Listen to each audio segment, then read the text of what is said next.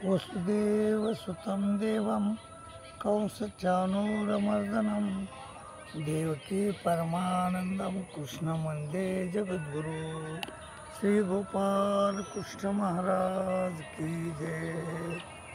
मायबापो, गीतेमध्ये सांगितलंय, द्वैमो पुरुषो लोके शरद साक्षर योच शरद सर्वानी भूतानी कुटस्थोक्षर उच्यते. शरीर आणि आत्मा असे दोन पुरुष सांगितलेले. शरीर हे क्षर आहेत आपले, आणि मधात जो कुटस्थ आहे, जो अक्षर आहे, तो अक्षर आहे त्याला कुटस्थोक्षर, त्याला अक्षर म्हणतात. म्हणजे कधीही क्षर न होणारा तो आत्मा आहे. तर असे आपल्या शरीराचे दोन विभाग आहेत. तर आपण ह्या संसाराच्या रगड्यामध्ये धड ना आपण देहाची काळजी घेतो ना आपल्या आत्म्याची काळजी घेतो. आत्म्याची काळजी घेणं म्हणजे अध्यात्मज्ञानावर लक्ष देणं. आत्म्याची काळजी घेणं म्हणजे सतत परमेश्वराचं चिंतन करणं. परमेश्वराचं चिंतन केलं तर आपल्या आत्म्याचं भलं होत असते. आपण जर सत्कर्म केले तर आपल्या आत्म्याचं भलं होत असते. आपण जर जाणून घेतलं की मी कोण आहे, कुठून आलो आणि कुठं जायचं आहे आपल्याला, आणि त्याप्रमाणे आपण जर परमेश्वराचं चिंतन करत राहिलो तर आपलं ह्या संसारात भलं होत असतं, नाही तर भलं नाही होत. आणि आपण जर सदोदित परमेश्वराचं चिंतन केलं, साधू संतांच्या संगतीत आपण राहिलो तरच आपल्या आत्म्याचं भलं होत असते. आत्मा शरीर हे खरं नाही, क्षर आहे, क्षर आहे, पण आत्मा खरा आहे. आणि आत्मा कधी मरत नसतो. नैनम छिंदन्ति शस्त्रांनी नैनम दंती पापहा न चैनम क्लेदेन त्यापो न सोसैती मारुता.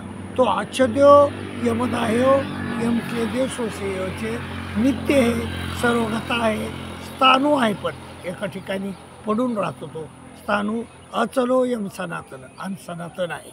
आणि असा जो आत्मा आहे तो अनेक 184 योनीतून भ्रमत असतो. आणि भ्रमत असताना त्याला 84 लक्ष योनीची प्राप्ती होते. 83,99,900 योन्यात तो गेला तर त्याला दुःखच प्राप्त होते त्याला. आणि पण एक योनी अशी आहे मनुष्य योनी. तर त्या मनुष्य योनीमध्ये जर तो आला तर त्याला मात्र सुख प्राप्त होऊ शकते. तो सुखाचा भागीदार होऊ शकतो. तो परमार्थिक जो सुख मात्यंतिकम येतात, बुद्धिग्राही मतेंद्रिय, जो बुद्धिग्राही सुख आहे ते आपण तो आत्मा प्राप्त करून घेऊ शकतो. ह्या देहाच्या साधने परमानंद पदवी घेणे एवढा अधिकार नारायणे तुम्हाला कृपावलोकने दिला. परमेश्वरानं तेवढा आपल्याला अधिकार दिलेला आहे. आणि त्या अधिकाराचा आपण फायदा घेऊन आपण ह्या मनुष्य देहामध्ये आल्यावर आपण ते जे सुख आहे, आत्यंतिक सुख आहे, जो आनंद आहे परमेश्वराचा, तो आनंद आपण प्राप्त करून घेऊ शकतो. परंतु इथं आल्यावर आपण हा संसार जो आहे तो गारोड्याचा खेळ आहे. आणि त्या गारोड्याच्या खेळामध्ये आपण रमून जातो. आणि आपलं जे खरं सुख आहे ते सुख न घेता आपण प्रपंचाचं सुख घेतो, इंद्रियाचं सुख घेतो. आणि ते इंद्रियाचं सुख नाही का, दुःख येऊ नये येवते आद्यंत्यवंत कोणते न ते सुरमेते बुधा, त्याच्यात रमू नको असं देवानं श्रीकृष्ण महाराजानं आपल्याला सांगितलं आहे. परंतु आपण त्याच सुखात रमतो आणि परमेश्वराला विसरून जातो. म्हणून आपण परमेश्वराला विसरलं नाही पाहिजे. सदोदित परमेश्वराचं चिंतन केलं पाहिजे.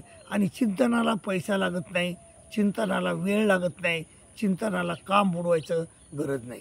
अतिशय विनामूल्य चिंतन आहे, पण ते चिंतन आपण करत नाहीत. आणि आपल्याच्या आत्म्याचा भलं आपण बघत नाही. बरं, आत्म्याचं भलं बघत नाहीत तर शरीराचं तरी भलं कुठं बघतोत आपण. आपल्याला अनेक ऋषी होऊन गेले 88,000, आणि त्यातल्या बऱ्याच ऋषीनं आपल्याला कसं खायचं, काय खायचं, कसं खायचं हे सगळं ज्ञान सांगितलेलं आहे. आपण एका ऋषीनं तर सांगितलं आहे भोजनांते विषमवारी.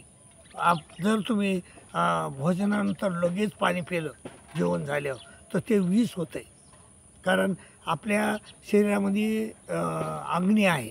श्रीकृष्ण महाराज म्हणले अहम वैश्वानर भूत्वा प्राणीनाम देहमासित, मी सर्व प्राण्याच्या शरीरामध्ये वैश्वानर नावाचा अग्नी आहे आणि मी आम वैश्वानर होता प्राणीनाम देहमस्त प्राण अपान समायुक्त पच्चामेनम चतुर्विधम.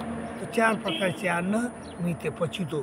तर ते जो जठराग्नी आहे तर तो आपण जेवण केलं की ते पेटतो आणि आपण जर पाणी ओरून पेलं ढसाढसा तर आपल्याला काय होतं, त्या अन्न पचत नाही, ते पण अन्न सडत आहे आणि आपल्याला अनेक रोग होऊ शकतात.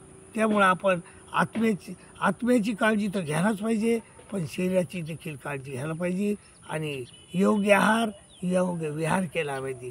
युक्त आहार विहारस्य युक्त चेष्टस्य कर्मसु युक्त स्वप्नावबोधस्य योगो भवती दुःख्या.